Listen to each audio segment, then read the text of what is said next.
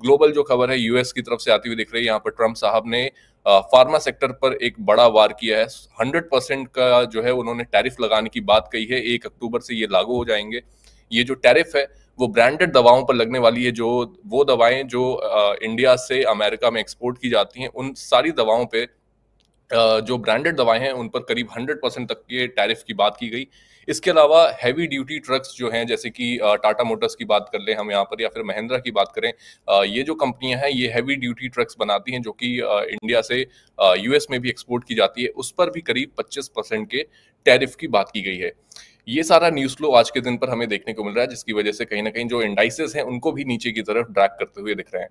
Amit sir, सबसे पहले आपसे समझना चाहेंगे कि फार्मा सेक्टर पर ये जो वार जो एक हम कह सकते हैं ट्रम्प की तरफ से करते हुए जो नजर आ रहे हैं, उसको आप किस तरीके से देखते हैं, और ओवरऑल फार्मा सेक्टर क्या इस समय पर आपको सेफ नजर आता है, और जो इन्वेस्टर्स हैं उनको क्या करना चाहिए इन कंपनियों में?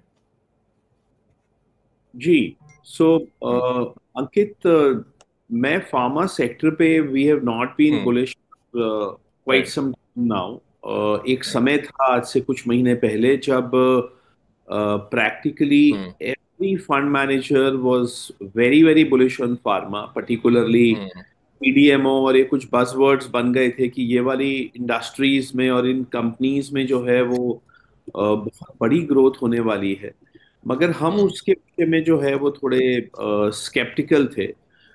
हालांकि हमें इस बात का अंदाजा नहीं था उस समय कि हम्म। यूएस जो है वो फार्मा के ऊपर भी इतने बड़े बड़े टैरिफ्स लगाएगा।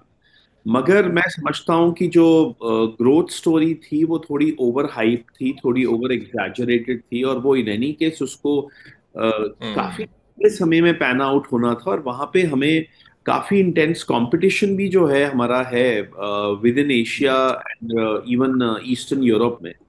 सो right. We are still sceptical on the pharma story. And अगर आप वैल्यूएशंस देखेंगे तो companies जो हैं वो बहुत एक्सपेंसिव हैं। Some of the right. Most expensive pharma companies in the world जो है वो आपको इंडिया में मिल सकती हैं in hmm. Terms of their P ratios. तो मुझे लगता है कि this is this is a story which will play out in the very very long term, not in the medium term. तो इसलिए जो है वो इन्वेस्टर्स को बहुत ज्यादा पेशेंस रखनी पड़ेगी। और वो ओवर वैल्यूएशन के कारण अभी हमारी सेल रेटिंग है most of the pharma companies पे। हम राइट। चाहेंगे कि एक बार डस्ट सेटल डाउन हो जाए, मालूम पड़ जाए किसके हम्म। ऊपर कितने टैरिफ लग रहे हैं, कैसे क्या हो रहा है, and then we hmm. Will take a call after a couple of quarters. But right now I think situation बहुत ही फ्लक्स में है, और ऐसे हम्म। में with the valuations it probably doesn't make much sense.